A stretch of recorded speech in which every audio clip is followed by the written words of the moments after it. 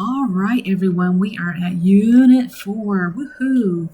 I want to spend a little bit of time just giving you a couple of more examples and talking about rationalizing your denominators wherein you're doing your square root of fractions. And then I'm going to show you what else we're going to look at. We're going to look at some of the different functions on a graph and some key notes because I think, again, I've mentioned this before, a lot of times we jump right into solving, and graphs especially can be quite overwhelming.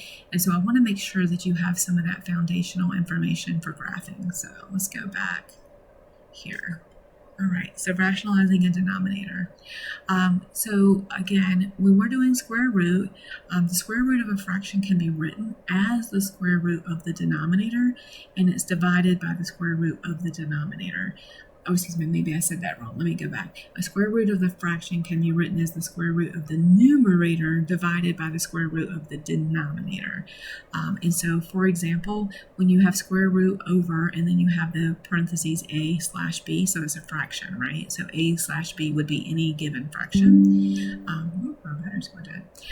Then you have, so you basically can break it apart. Square root of a time or over the square root of b. Okay, so a stays over b just like a regular fraction, but that square root sign can be broken apart so that the square root is over the a and over the b. So you're basically just dividing that out. If your denominator contains a square root, then you're going to multiply both the numerator and the denominator by the same square root, and that eliminates that radical in the denominator. Oh, Dr. Delmar, what's a radical again? Again, I recommended that you have your vocabulary out in front of you because it's going to help you when you are trying to decipher and unpack a lot of these different explanations and the instructions to assignments. So let's just look at a couple of examples. I'll give you a minute to look at the first one. You can either pause the video or I'll give a brief moment.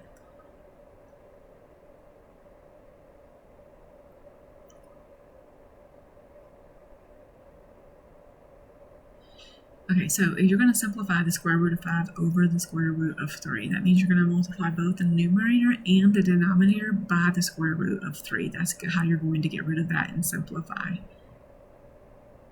So what you're going to end up with is the square root of 15 over 3. There's no perfect square in 15, so the final answer is that. Again, remember that sometimes there's no final answer. You don't have to do anything with the square root of 15. You just leave it like that. And then when you're multiplying square roots, you're going to use this property. So the square root of a times the square root of b is going to equal. That means anytime you have the square root of a number times the square root of another number, or a variable, then you can combine them together. So you can have the square root sign, one big one, and then you just put a times b in parentheses. So let's look at this example. So square root of 2 times the square root of 8, how are we going to do that?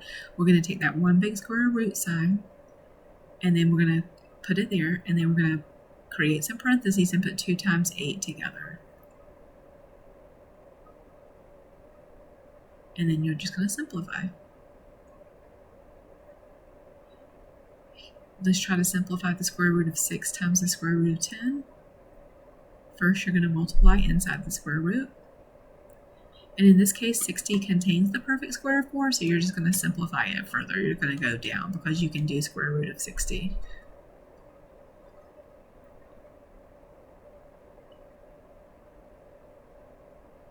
Okay, but what if you're squaring a fraction? What do we do then? So when squaring a fraction, you square both the numerator and the denominator separately. That's the key here, is doing it separately. So a over b, which is your fraction to the second power, you're basically going to break that a apart to the second power and then your b to the second power. And then remember too, when I'm writing out notes, a lot of times I'll use the upside down b. So if you saw b in the upside down b to the 2, that means b to the second power. That's those symbols that we use when we're typing. And then we're just going to simplify from there.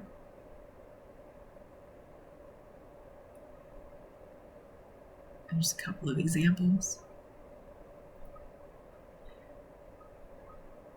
So in this last one, you've got kind of a mixed bag here, right? You've got the square root of 2 over 4 to the second power. So you've got a couple of things happening. So the first thing you want to do is put that square root of 2 to the second power over your 4 to the second power. right? So you're breaking it apart. Then you're going to start solving and simplifying. So you're going to have 2 over 16. Why is it 16? Because 4 times 4 is 16. And then you're going to simplify 2 16ths to 1/8, but that should be pretty simple, right? So I just wanted to kind of review that for you before we moved on to the graphing notes. Now these graphing notes should help you because it kind of gives you the lay of the land and the perspective when you're working within the graphing questions. So sometimes like we might jump into like functions and you're solving and you're working with functions, but you really want to know what is a function, what is a coordinate plane, what are these types of functions that we're doing. So I thought these notes were kind of like key ideas would help you with some context as you work within graphing. Again, I'm not going to read this to you. I think probably you won't be able to process that information necessarily if I do that, but I'll pause or I'll let you pause the video and look through some of these different definitions and I'll point out some key facts.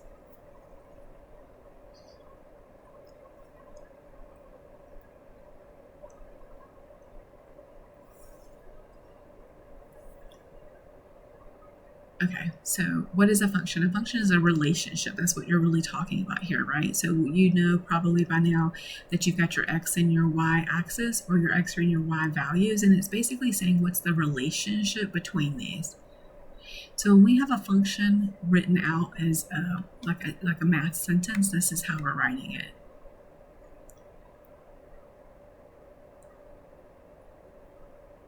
And then I wanted to bring your attention to the different types of functions because this is what you're going to see within your instructions and your math problems. So if you were looking for additional videos, you might look for additional videos or samples on linear functions, quadratic functions, or exponential functions. That allows you to find samples or examples that are specific to the problems that you're working online in your assignments. Sometimes we kind of assume that we know what the y-intercept and the x-intercept is, but I thought that would be helpful for you to have those key points there. Your axis is your line, right? Your line, your y-line. So where your x-axis is, where your y-axis is, that's 0. Obviously, we can increase or decrease on a graph, so you can go up or down, left or right, and you have positive and negative. When you see the language of domain and range, this is what that means. And then this discussion board question, I'll just delete that because we're actually going to do not that question on your lecture assignment question. That's not going to be it. What I'm going to actually ask you on your lecture assignment question is going to be about the college readiness assessment, just making sure you understood what's due and when the end of class is, when you have to have all your kind of work in. So it's really not going to be about the lecture notes. I mean, I'm telling you what the answers are, what it's going to be here at the end of the video.